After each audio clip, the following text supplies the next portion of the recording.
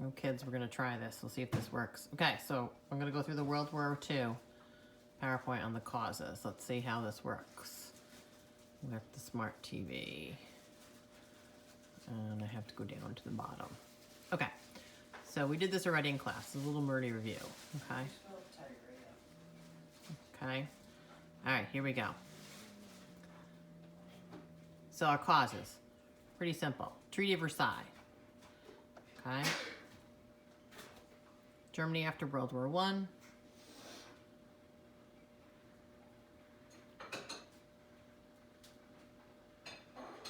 The appeal of fascism. Oh, this is taking longer than I thought it was going to take. The rise of dictators. Invasion of Poland. Okay. All right, so let's remind the Treaty of Versailles stuff.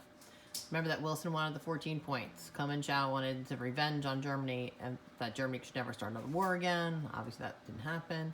And George, that's his last name, not his first name, personally wanted Wilson's treaty, but however, the British public really wanted Clemenceau's, which was the punishment. Okay, they tried to find some kind of compromise. Germany expected Wilson's 14 points and were not happy with the terms for obvious reasons. Okay, what were the terms? Remember, there's a war guilt for Germany's billing for World War I. There's reparations. Germany had to pay 6,600 million pounds, which is a lot of money to damage for the war. Remember, they just finished paying that off in the last 30 years.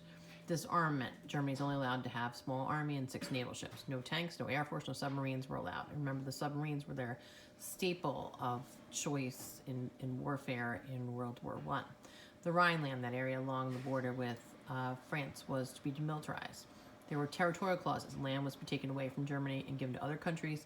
Anschluss, which was union with Austria, was forbidden, which we know is going to happen again anyway. All right. You'd be able to deal with those terms if Germany after World War I was a pretty decent place. However, people were really unhappy. The Weimar Republic had taken over, and it was a weak coalition government. They signed the hated Treaty of Versailles and had no choice. They lacked the support of the people. Germany lacked democratic tradition, so you don't go with what you know. Okay, you don't know it, you're not going to go with it. Communism movement and the threat of communist revolution. They're really very unhappy about that. There's no middle ground politically. Either you're a Nazi or you're communist. We talk about this in class all the time about how people didn't want to share their money. There are serious economic problems. There was hyperinflation. So we understand what inflation is. It's when the prices of goods goes up and the value of money goes down. The reparations are going to go up. The rising unemployment.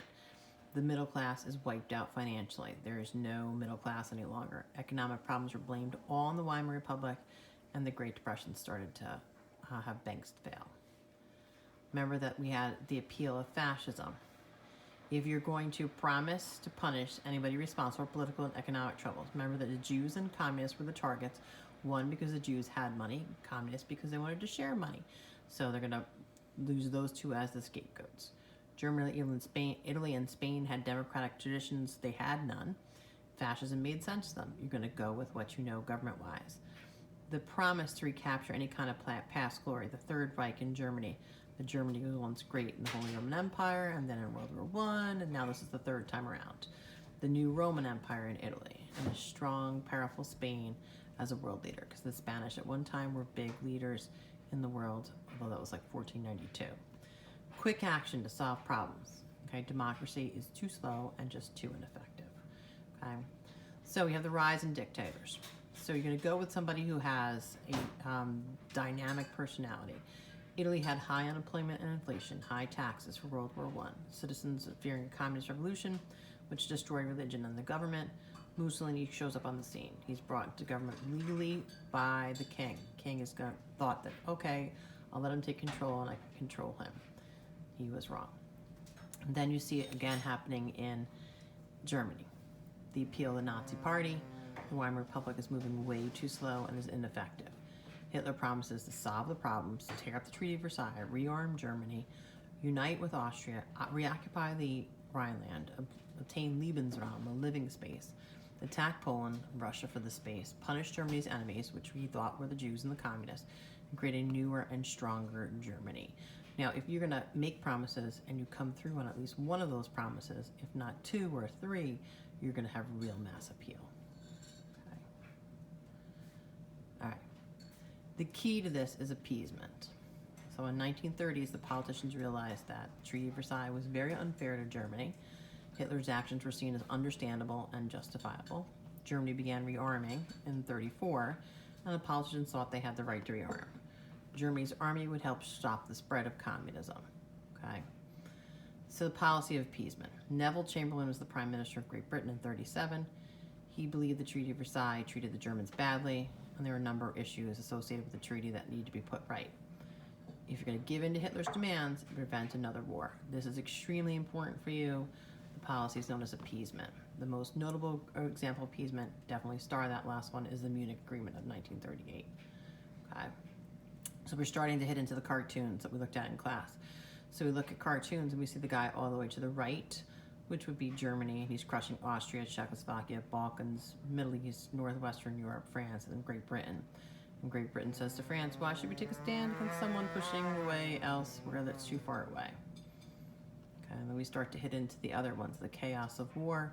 We're going to have Europe drowning, and they throw the Munich Pact at them, and it's not really going to help them. And then you start to hit the fabulous Dr. Seuss ones. One more lollipop, you can all go home. He doesn't have enough lollipop. The guy in the middle says appeaser.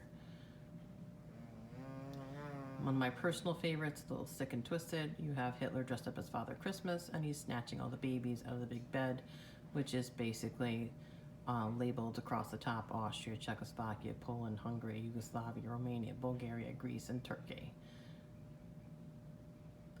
Going back to Dr. Seuss, these are two, like, from the viewpoint of the United States. You have the woman who says America first, was reading the Adolf the Wolf to the two kids. They were foreign children, they didn't matter. Okay, and then the great sideshow on the platform, the most amazing marvel of the age. He lives, he talks, yet he has no guts. That's the appeaser. And you can see Uncle Sam at the bottom. You just get used to the cartoons. So what are the steps that lead us to war? 34, okay, 35. Italy invades Ethiopia. Hitler starts rearming the army and the air force. Notice it's short and quick. The Nuremberg Laws, which we'll talk about more in the Holocaust one.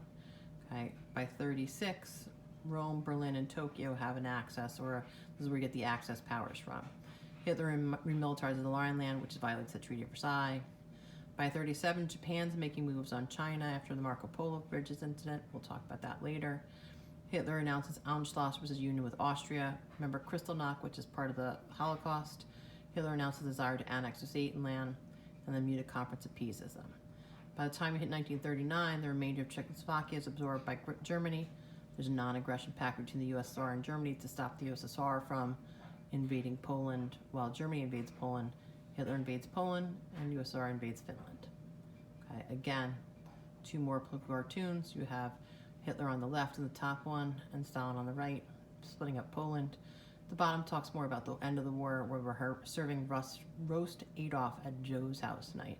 And you can see the pig is clearly Adolf Hitler with the hat and the mustache. Okay. So the surprise attack on Poland happened September 1st, 1939. This is the start of World War II. It's not Pearl Harbor. German tanks and troops trucks cross the border.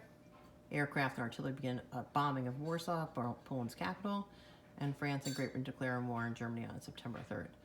Poland fell around the same time because those nations who take no military response. That brings us to the end.